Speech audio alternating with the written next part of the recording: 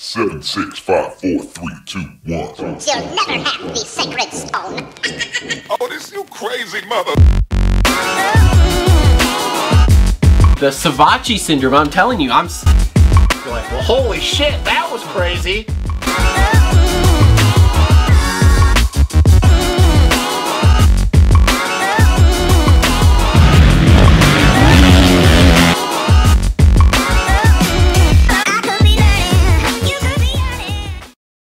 What's up, everybody? Welcome to another episode of the Moto AFtermath Show presented by TLR Coatings. Make sure to check them out. We'll link them down in the description below. We're back. Second Triple Crown race from Atlanta, the new Mercedes Benz Dome, and probably one of the busiest tracks we've had all year. But before we get into the track talk, let's start off with some of the paperwork stuff. Number one, please subscribe, like, and comment on the video. We need more of all of that. We pretty much need more everything. So, you know, send it to your friends, post it in your Facebook groups at like motocross, supercross, whatever. Just try to help us out any way you can with that. If you want to go a step further, Facebook page, you can go ahead. It's the Moto AFtermath Show. I will link that in the description below too. We will be doing preview videos on Facebook for the upcoming races. I think those are going to come out like Thursday, Friday range. So we'll be doing those every week starting next week with Daytona. If you want to follow me on Instagram, I post like my fantasy picks. If I go to the races, I post race picks.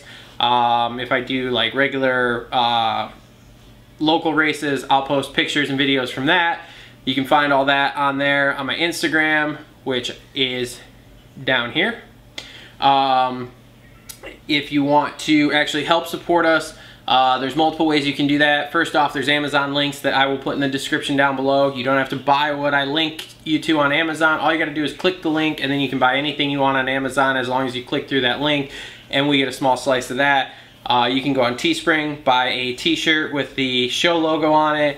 That will help us out a little bit. You can go to Patreon and donate, and I'll send you some cool stuff.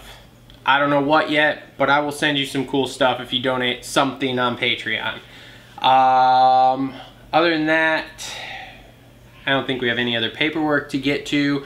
So we are doing one last show on the road, not in studio here. This is the last one. I promise there will be no more of these this year. So Justin is on the phone. This is where. Hold on, guys. All right, Justin's on the phone again. I am here. Still down in Florida for another couple of days.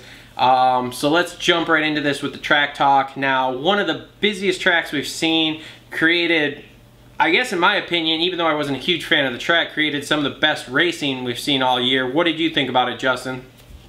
Yeah, the track was definitely pretty gnarly. You know, the track map came out, you know, that was one of the first things that I thought. You know, we even talked about it on the group text that it was going to be busy, there was going to be multiple variations. You know, all the shows like Max and Main Event Moto and all that coming up said the same exact thing. They said they don't know if they've seen a track with that many different variations that could still be fast. Because, you know, usually when we go to these tracks, there's either the fast line and then the second line that everybody gets sucked into. But what I thought was a little interesting is, you know, most of the time, the second fast line, usually you have to check up pretty hard for it. And, you know, usually maybe it's like a 2-3-2 or a 2-2-2.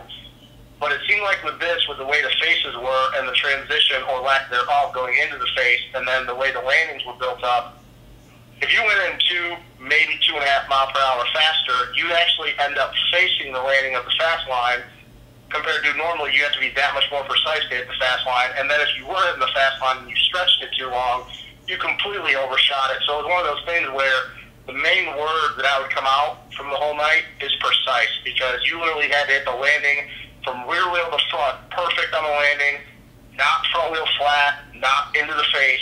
I mean, we saw with Tomac get off, we saw with all the, you know, all the stuff, the craziness going on in the 250 class, as many people have got hurt. Hill tried to go 3-3 in that section, the Tomac was the only one. It was crazy. I mean, I liked it in the sense that, you know, there was a lot of probably the best racing that we've seen all year. But it was definitely dangerous, and now it seems like we probably lost even more people, you know, with all the injuries that we've had this year now and in the 250 class with, you know, Ferendis. So I like the track, but it was definitely, it was crazy. It was definitely crazy. Yeah, but I mean, the funny thing is, like, the biggest contributor to all this was probably the easiest obstacle on the track, the triple. Like, that's what. Yeah. Which is funny because all it was really was that rut. When you would fade wide on that corner, that rut was so bad and it faded so far, you would just catch the tough blocks going up the face. I mean, we saw it happen to Weston. We saw it happen to Ferendas there. I mean, it's just, I don't know where what they could have done really to that, other than maybe tried to pack that corner in a little more. But other than that, I mean, yeah, we saw Hill go down trying to do that 3-3 that Tomac was the only one to do. And yeah, I mean, Baggett went down, but Baggett went down in like a weird section that no one was really crashing in. So, and then Tomac, you know, Tomac was in the same section. Obviously, the exiting of that section, almost, you know, yeah. If he wasn't as strong as his upper body wasn't as strong as it was, probably would have yard sailed into the concrete and would have ended up sliding, and that would have been bad. So. Yeah, I mean, it was a war of attrition. I know that we've used that word quite a bit in this show, but it was gnarly. But that's the thing, though, with these Triple Crown mains, and, I mean, and with how much torque these bikes have nowadays, it's just, you start hitting concrete floor, the ruts start getting deeper, more square edge, the faces get more teed out. They try to put more water on the track, during the day compared to what they used to back in the day with 2 strokes, and it ends up being crazy, even with the abbreviated names. By the end of the night, there's no traction there, and there's no room for error. But on the up end, we made it through race, and second place did not get injured. Yeah, I mean, I know that's going to be another big talk, but that was another thing that, like, if everybody believes in, karma and superstition and all that, but, I mean, I don't know, like we talked about it, we joked on in the last show, but I said the difference between Marv and all the other guys that got hurt is Marv is a little bit smoother than those guys and doesn't normally get caught up in all that crap, that Kenny did, and then, doesn't make mistakes like Barship. But yeah, it's a good thing. But now it looks like we could have lost the third place guy for a few rounds if Baggett ends up, having a bad wrist now, so that sucks. Yeah, but what are you going to do? So, alright, enough track talk. Let's move on into the racing action.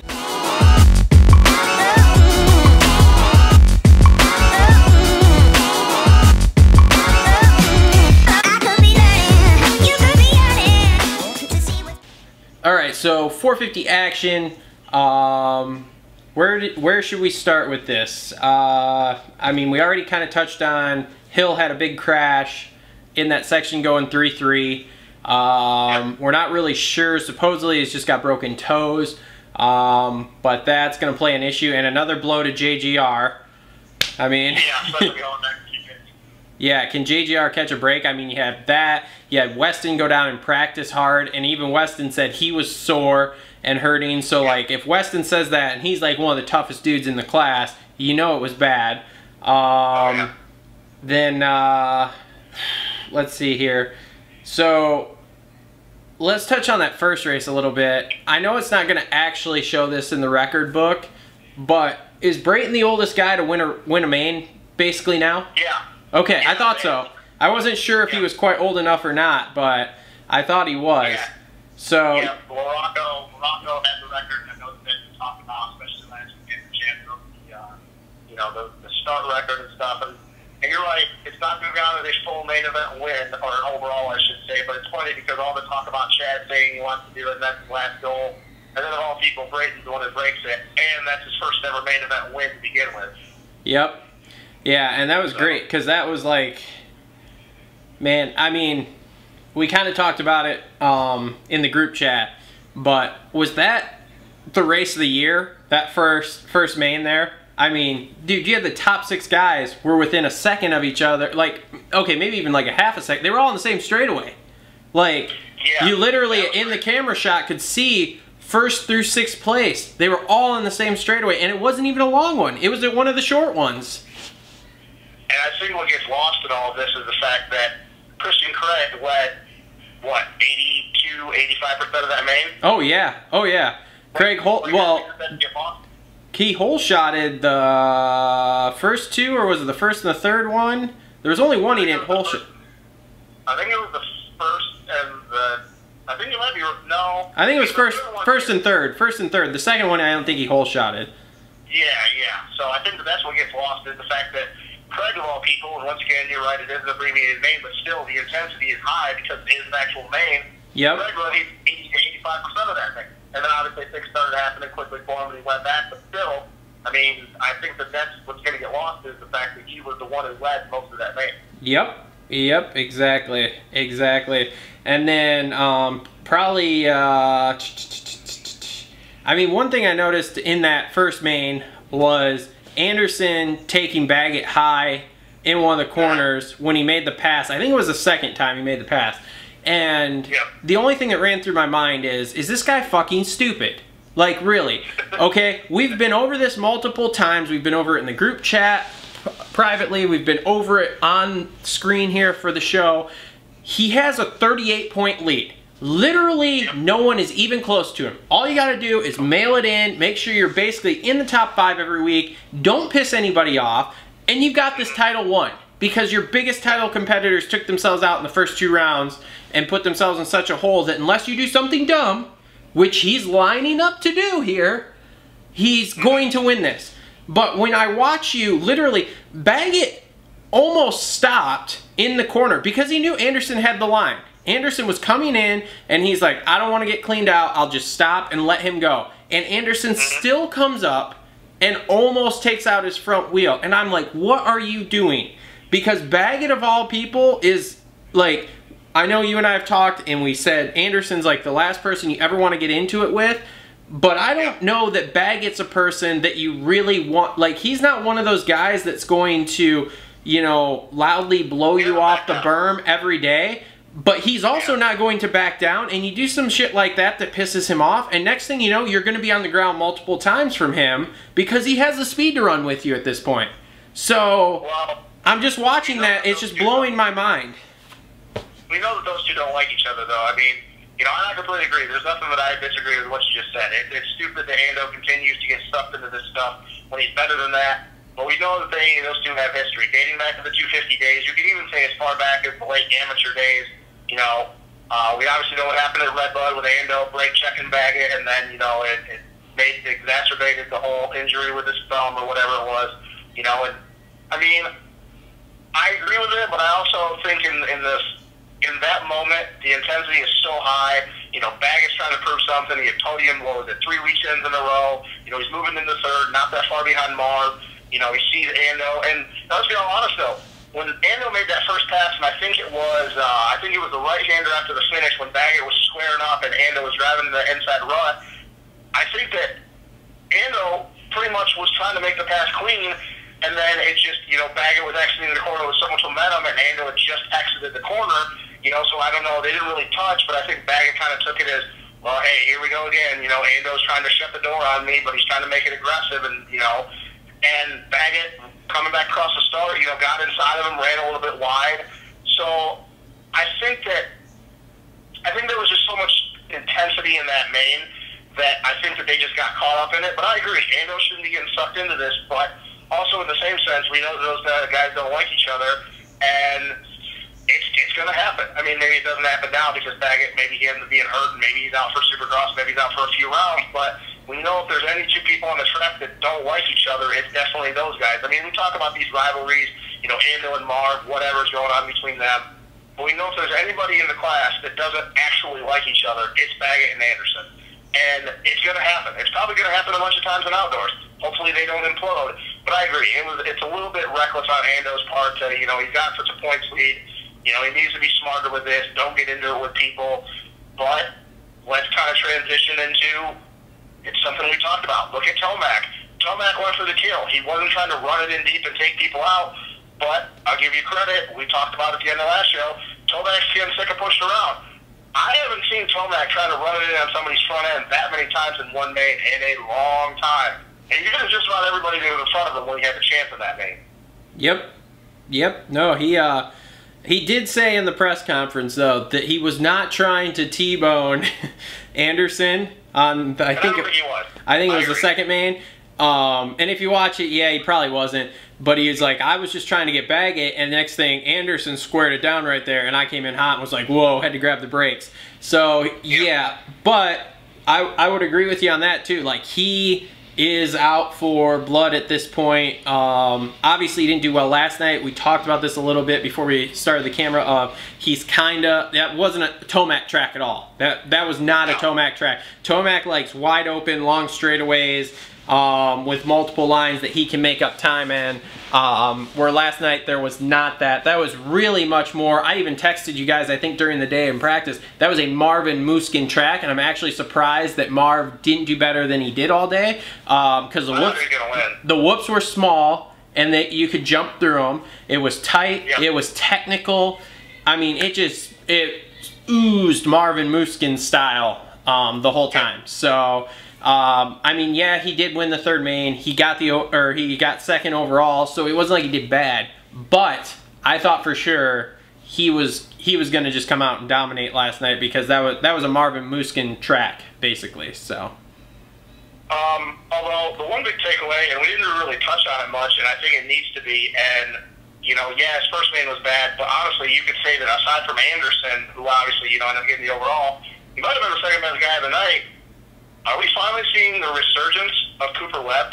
Because, I mean, dude, yeah, he didn't win a main last night, but second, and then the third, and the last two, and if he doesn't have issues in that first main, there's a good possibility that if he gets on the box in that first main, he takes the overall last night. And I was just in shock, especially in that second main when Tomac jumped in behind him. You know, we knew he was going to mark him, and then when we started going 3-3, I'm thinking, oh, okay, you know, Eli's just going to sit back for 2 laps, he's going to pull the trigger, go around him, and then hunt down Ando, and then we're going to have a race. And it never happened. He got close to Coop, and Coop regrouped and pulled the gap back out, especially in the whoops. And I don't know, man, Coop's been building and building and building, and I got to say, I was more impressed with Cooper Webb last night than I was anybody else. Yeah, no, he was very, very impressive last night. I was trying to decide in that second main, was Anderson doing worse, and that's why Coop was catching him, or was Coop doing better, and that's why Coop was catching him? Because I think it was a mixture of both. They were showing Anderson, and I didn't really see anywhere that he looked like he was making like huge mistakes.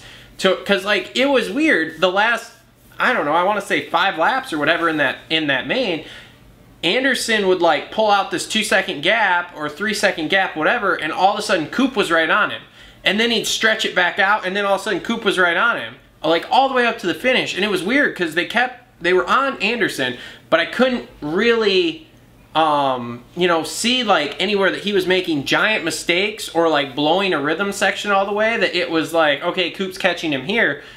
So that's when I started thinking, like, is Coop like riding better, like just like not even better than he was, but he's just riding better than Anderson right now?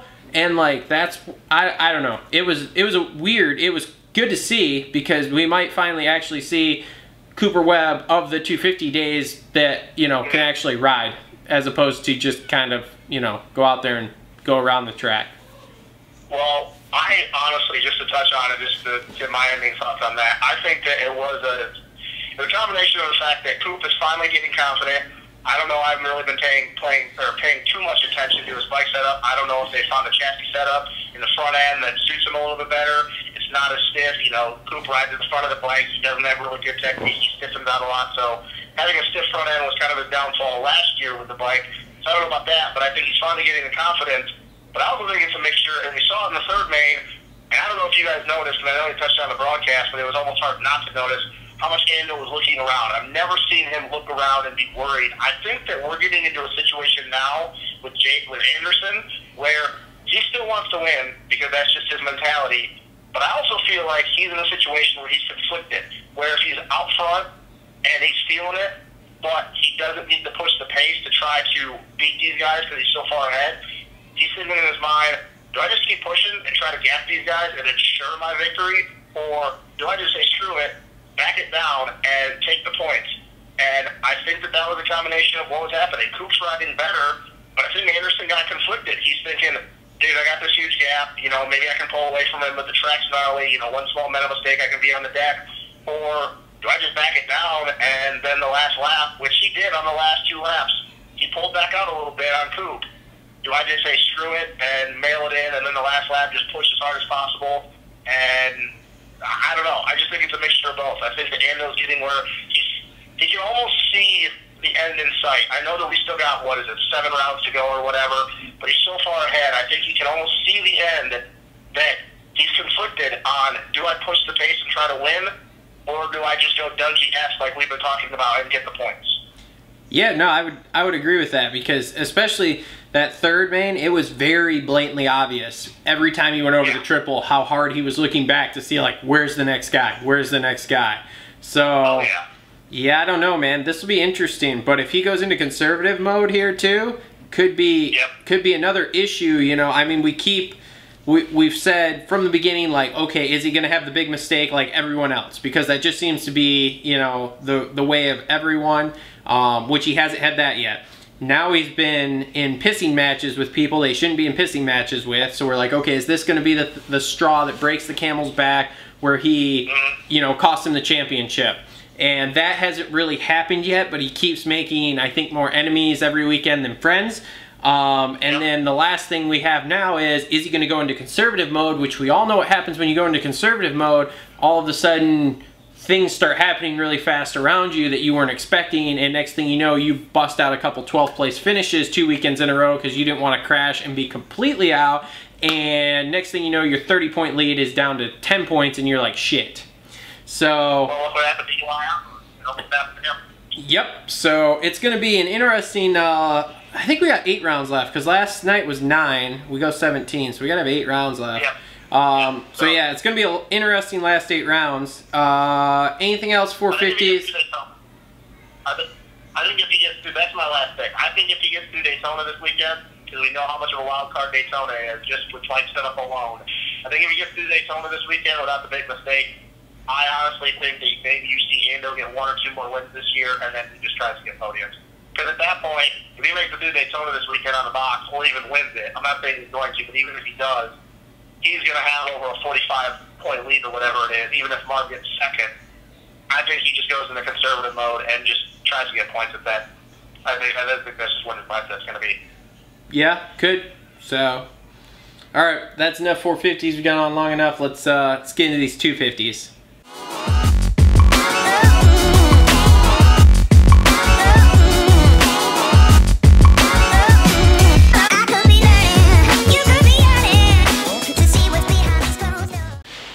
All right, so 250 class was, God, you know, really both classes were pretty entertaining last night, and it's really hard. I don't really have a favorite for last night because they each had different things. Like the first race for the 250s was pretty boring. I mean, Marty gets a hole shot, Marty starts running away, Marty does typical Marty, crashes, and Osborne's in second, capitalizes and wins.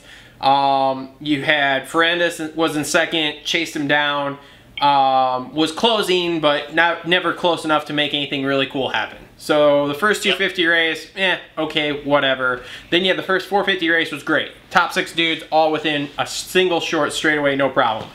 Then you have 250 race 2, and this is where things start to get interesting. First off, you have Ferrandis does the same thing over the triple that Pike does. Fades wide left into the tough blocks, hits the eject button. Did you like how he almost jumped from the triple landing into the other straightaway? Oh, yeah. Like trying to get out of the way? Like even my brother... So, okay, side note for a second here. I'm sitting here last night watching the race with my brother, okay? My brother's not, obviously, like, you know, he's not a Supercross guy like us. He's not a motocross guy. He barely knows much about the sport other than the little bit I tell him. He's listening to Ralph and Jeff talk, and I don't remember what Ralph said, but he said something that was so stupid simple, and it's like the same shit we hear every single week that they say of like, oh, he's on the orange KTM bike or something dumb like that. And my brother's like, wow, thanks, didn't know that, dickhead. And I'm like, okay, this is a prime example of why your announcers need to be better. Like, you have a person who knows practically next to nothing about Supercross, yet he still is making fun of the announcers because they are dumbing this down so much. Yeah, I mean, it's kind of, well, it's kind of where the sport's going. They're always trying to, you know, they're trying to pander to all the new audiences that don't really know too much, or people that, and that's just the way it is. I mean, we all see it with other sports, especially like NASCAR and Formula One. People that don't know anything about the sport, they try to make it as simple as possible for even the normal person to understand. But yeah, it's overly simplified, and I don't want to, because we could get into hour-long conversations about how bad this is and what we think. I do have to say I like it when Daniel Blair's on there, because I feel like Daniel Blair makes Emick talk more technical, because he starts spouting stuff off when they go to him, and then Emick's like, shoot, I don't want to look like a complete dummy, so then he starts spouting off some more technical stuff, and I just feel like it makes the show a little bit better. Like with Ricky just talks way too simple, and you know, Ricky would be one of those guys that I would love to have him on there, you know, being the color commentator about what's going on, because Ricky is recent enough. I feel like I like Fro, but I feel like he's too far in the past to go with what's now, because he didn't race 4-strokes. He has no idea, like obviously he's ridden and stuff, but he doesn't have any idea of like how these bikes actually react when you race, you know? So anyway, all right, let's get off that. So 250 race 2, Ferendez has that big get off on the triple. I didn't know if he was going to come back or not. The way he was jumping around, I thought, oh, well, maybe he's not actually hurt, because he did actually do pretty good. I don't know if you saw the replay. He extended his legs right before he hit the landing, so he kind of soaked it up a little bit. But we're hearing broken arm and jaw. Is that what you said, possibly, on that? last thing I heard, sounds like he might send it back for the outdoors. Okay, so maybe outdoors we'll see him. Then we had the big one. Yeah. The big one. The Forkner Osborne incident, which is let's do incident in air quotes. which is exploding the it was an incident, which is exploding the internet. I've been into it a little bit with a couple people on Facebook about it. So basically, I have it. What I really want to see, man, is I really want to see a good straight shot from behind of them in that jump to see, because when it first happened, Fro does the typical, oh, well, Osborne went right and Forkner went left and they came together.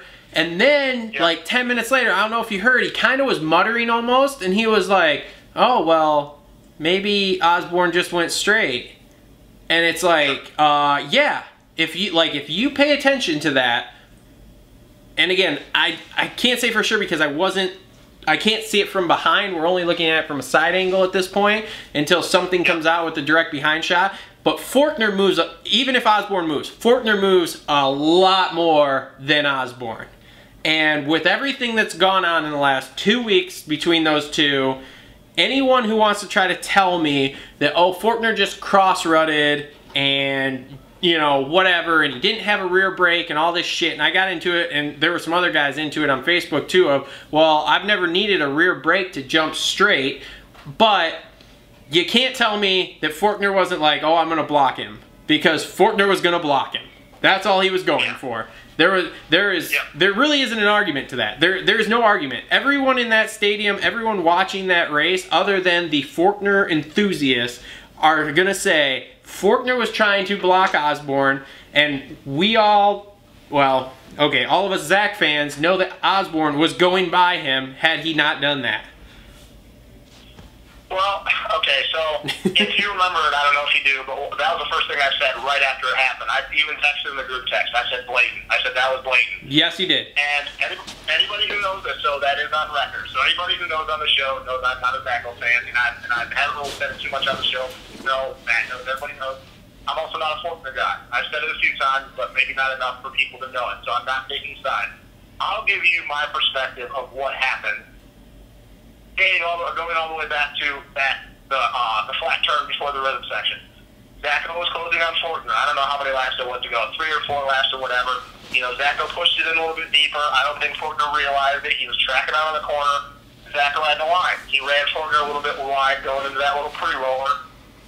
Forkner offset his weight, rolled on a little bit too hard. They bounced into the second one and doubling in. Forkner was way too far to the outside. Zacho was literally holding the middle line through the rhythm section.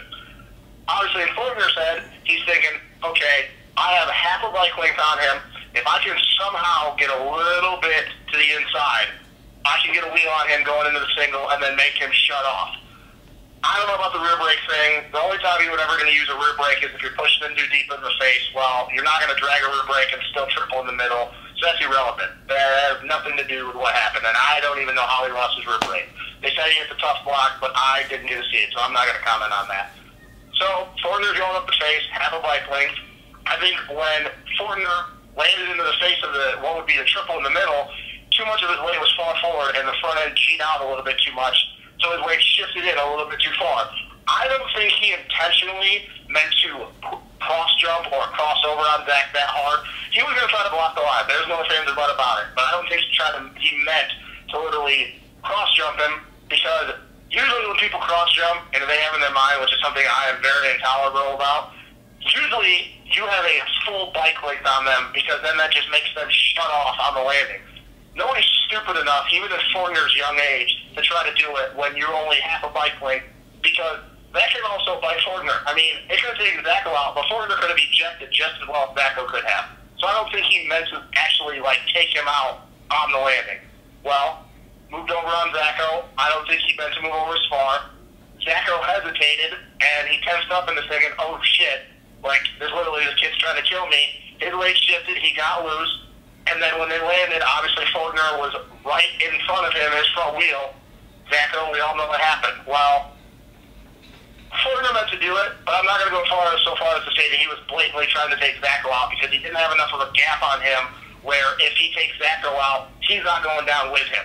If he purposely tries to take Zacho out, they both go down, and I'm not so sure that Fortner doesn't get the worst end of that, because if that happens, Zacho's momentum pushes Fortner into the face of that single, and Fortner probably lawn darts into the freaking berm. Now, on the other hand, you could say that, yeah, Zacho's going around Fortner, this and that, but I'll still stand by what I said. All Fortner would have had to do is let Zacho keep tracking on the corner. Fortner squares down underneath him, he still has the line. So we can assume all we want. We think because Zacho was closing on him, he was going to go around him. But we've also seen how resilient Fortner is in these first three races when it comes to, hey, if you pass me, I'm still the big dog around. I'm a big dog around here. I'm not just going to let that happen. So that we're not going to talk about, because it's all coulda, woulda, shoulda. But my big outtake is that Fortner was trying to block the line, but he wasn't trying to take Zacho out, because anybody that says he was is stupid, because Fortner could have been just as hurt as bad as Zacho would to have too. That was a very liberal explanation. Well, it's true, though. I mean, think about it. Oh, yeah. If Fortner tries to cross over on Zacho, he doesn't have enough of a bike length on him where Fortner's just going to, or Zacho's going to hit his rear wheel. Mm-hmm. If Zacho hits him dead on, he hits him on the side of the chassis in midair. Yep. He pushes Fortner's momentum forward, and they both go down. Yeah. Yeah, that's true. That's true. It is. So I'm not stating that what Fortner did. I don't like cross jumping. It pisses me off, just like Marv used to do in the 250 days, and him and Troop got into it. But I'm also not going to sit there and say that he purposely tried to cross jump Zacho in the middle of a rhythm section when he doesn't have enough gap on him where all it's going to do is affect Zacho and he's going to get out of it clean.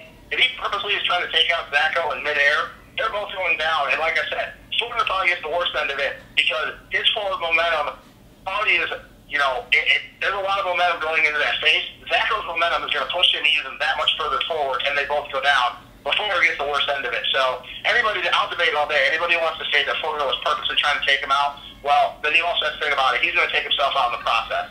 Now, if he had a bike race on him, that's different. Then it would have been a little bit more obvious that he was doing it. But I don't think Fortner cares. I don't. I think that he, just like everybody else, is getting sick and tired of Zacho trying to push people around and throw his weight around. And, we went around, because you are a Zacho guy. I don't like either of them. But Fortner's a kid. And, yeah, you could say that Zacho, he's the big dog and he's got the red plate. But Fortner's also won 2 races in a row. And if he doesn't get taken out in Arlington, he's your points leader right now. And I just don't think he cares. And he didn't apologize for it last night. So that clearly shows that he really doesn't care.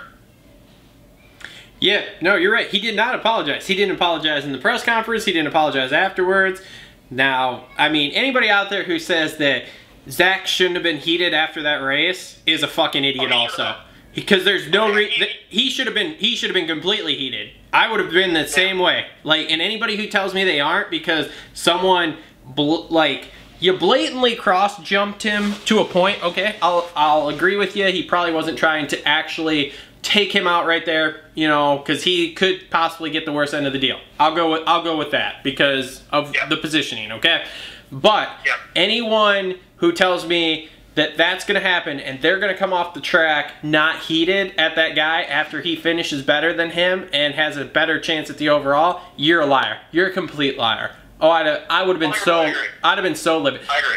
It's the fact that people got between them and Zach didn't put hands on him is pretty impressive because my hands would have been all over him for that. Like it's one thing. It's one thing if you get wild and like cross rut and take us both out and whatever. That's a completely different situation for me to be heated about. But you know, with what happened, oh, I totally would have been heated like that. So,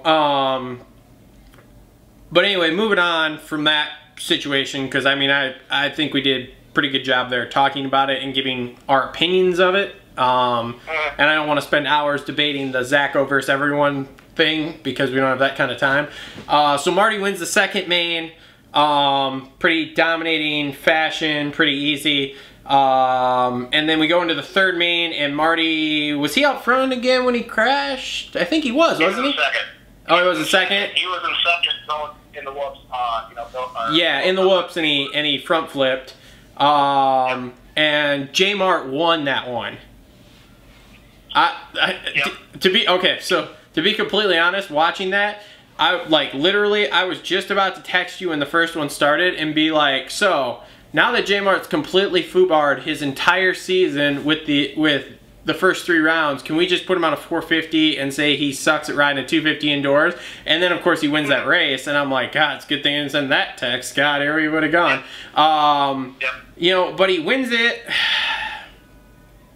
I don't know. I don't know how I feel about that win. I mean, good on him for winning. But I'm still not sure that it really, I guess, impresses me that much. I mean, you had Marty crash, Osborne crashed, Ferendis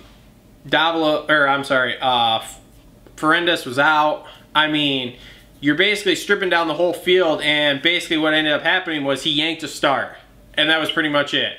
I mean, Faulkner got a crap start too, so he was buried. He was behind Osborne before Osborne even crashed over that dude in the corner. So, I mean, realistically, he didn't have much competition going at him for a shortened main. You know, it was only a 12-minute main, so I don't know. I mean, yeah, he won it, but it's almost like a Ryan Dungey title win most of the time of like, he won it, but there's a big asterisk by it because everybody else was having bigger issues. So I don't know. I mean, you're going to go in here and blow this all to pieces and tell me how great J-Mart is, but...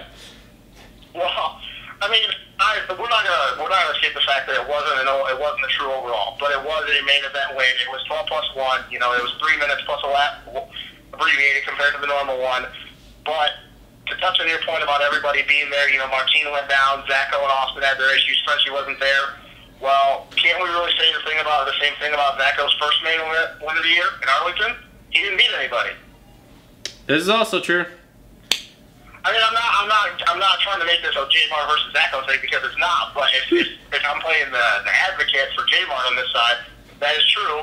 And also, we talk about Faulkner and Zacho, and yeah, that would have been the longest main. But we really don't know if they would have caught him. We can assume because they've been the 2 fastest guys. But also, let's not forget when those 2 went down, they were in like what, 8th and 11th or 8th and 12th. Yeah, they were buried. Yeah, we can think that because you know they're second and a half faster than everybody else, that, yeah, maybe they would have closed the gap, but we also don't know because J-Mart was out front cruising and then Nichols closed the gap, but we didn't really see a J-Mart ride. Like, they were so focused on what was going on with Faulkner and Zacho and Jordan Smith because Jordan had a shot at the overall. They really never got to see it. Was J-Mart just, like, willing his way to a win, or was he had so much better than everybody else when he got the start that halfway in he just backed it down, and that's the only reason Nichols closed. You know, I wish they would have showed him more because I would have liked to see But what, we got to see him maybe, what, 3 laps? Like, yeah, we didn't see him. Because there was so much shit going on at the back? Yeah, we didn't see him very much. It was like, oh, hey, great, by the way, J-Mart's winning. Here you go. Like, yeah, so, I mean, there really is a lot of questions on the table, but it also begs the question that if J-Mart gets a start in the main, and now that he's won one, yeah, we can't forget about the fact of all the other stuff happening, but it is all he ever needs, because it's not like we're talking about he never won a main before. He has won mains. He's won, I don't know, he's won like 3 or 4, I don't know, maybe 5 in the whole time he's been in the 250 class. I don't really know the whole stats on that. Maybe it's only 3. But it's not like you've ever won a main before. It's not like we're talking about Colt Nichols, who's never won a main and never really lived up to his full potential. We are talking about a main event winner before, when he raced the likes of Marvin Musquin and Malcolm and Evan Plessinger when he first came in and guys like that. So we really just don't know. I'm not saying you would have Ax Fortner and Zacho, got second and third off the start, and I'm not saying that, but it just, we really don't know because we didn't really get to see J-Mart. We didn't get to see a clean lap with him. Was it like he was just that much better than everybody else, then he just acted down, or was he going to get caught and had it been a normal main? We just don't really know, and that's what sucks because there was so much stuff going on in the back. Yep. So, I mean, I don't really have much else for the 250s. I mean, Fortner got the overall. He got around, who was it, Hampshire, on like the last lap. Leave it to RJ to screw up my boy winning winning the overall. Damn it, RJ. How about Jordan Smith, though? Slowly starting to build and finally creep his way back into this title picture. I know it's still a long shot, but dude, he was riding good. And then after the last 2 laps, after Zach got around him, like, Jordan closed the gap right back up on him, and it was maybe, half a second at the finish? Yeah, it wasn't very much. And I mean, yeah, he's building, but man, I feel like he's like J-Mart. He just has dug himself too big of a hole too early for a shortened series. Because, I mean, they don't even have, like, the West Coast, at least you have, like, an extra race. You have 10 races. But, like, them, they have just their regular 9. Like, they don't have an extra one. So, I don't know. Maybe, man, this could be another one that comes down. Actually, both East and West could be another. They could come down to Vegas, like last year, with the what was it, the East Coast. So, because it's close. I mean, you've got Fortner's down by 2 points. I mean, obviously Ferrandis is out now, but you have Jordan Smith is still in there technically. Marty's kind of in there-ish. I mean, there's a lot of guys that are kind of in there. It's not over till the fat lady sings here. So Vegas could be really, really interesting this year. Let's put it that way. Well, I think the East-West Shootout, the first one in Indy, is going to be the first test. If we get through the East-West Shootout, the first one in Indy, and there's no real drama, then I think that we'll have a pretty clear picture by then of who's going to be, who's going to have the jump on going into Vegas. But it's some wild stuff, especially with how good we think the West Coast guys are compared to the East guys, which I'll still say about what I said after last weekend.